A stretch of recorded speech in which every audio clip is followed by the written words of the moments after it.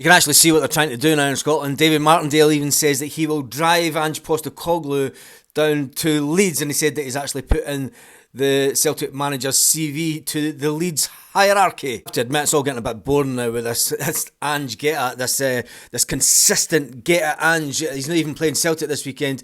The Livingston manager is playing Rangers, and he says he wouldn't mind getting rid of Ange Postecoglou. In other Celtic FC news, he went on to admit that VAR delay frustrations as he explains how the checks are hindering the hoops. Anybody that knows football knows exactly that's what they're playing at. You knock Celtic off their stride and it basically slows down the game, and that's what they're trying to do. They went on to claim that the length of time taken to check goals and give penalties are giving their opponents a helping hand. I can also say that having watched Spanish football last night, and VAR decisions were made in seconds, so I don't know what's going on in Scotland, and I don't know why it's taken so long. I mean, it was literally seconds last night with the Elche Real Madrid game, and unfortunately Elche got beat by Madrid, but never mind. Midfielder Matt O'Reilly went on to say the delay with the VAR checks during games are highly frustrating for Celtic. O'Reilly was on the pitch for less than 10 minutes when an incident occurred, and he reckons it's taken too long for decisions to be made, which is not ideal for the way that Celtic play. He said it's frustrating, takes a long time. I don't know what the average time is, but it must be over 2 or 3 minutes each time that the VAR decision is called into question with Celtic. At the time of recording this video, it is 2 days, 4 hours, 37 minutes until the next Celtic game against Aberdeen.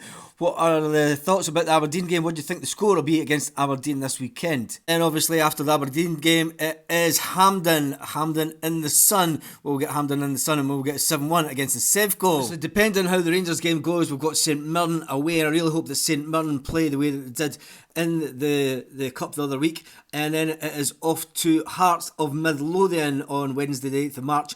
That's obviously the league game, but the big game in March will be Hearts in the Scottish Cup, and the fact that Celtic will get more fans, they'll get the full stand behind the goals. So the more fans that we get there, the better. And the good old days when we had lots of fans at the Hearts games, and it was all good times and good fun. So hopefully that is the month that will make the making of the champions and waiting in the league.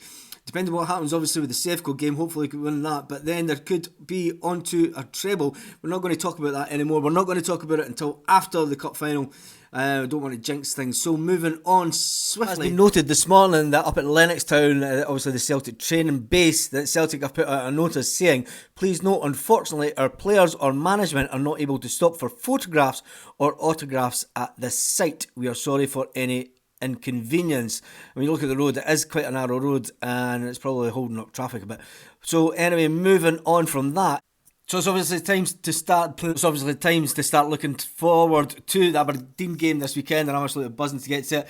Aberdeen obviously have Barry Robson in charge at the moment. Barry Robson, who played for Celtic between 2008 and 2010, making over 40 appearances, and I've got to say he was a really good player for us at the time. What do you think the score will be this weekend? It is only Thursday, and we're sort of going to start talking about the Aberdeen game and what we can expect from the Aberdeen game. Aberdeen Celtic, I'm going to go for Celtic 3, Aberdeen 0. And on that note, I hope you have a great day, Celtic fans all around the world. I've got to say, the weather here in Fife is miserable.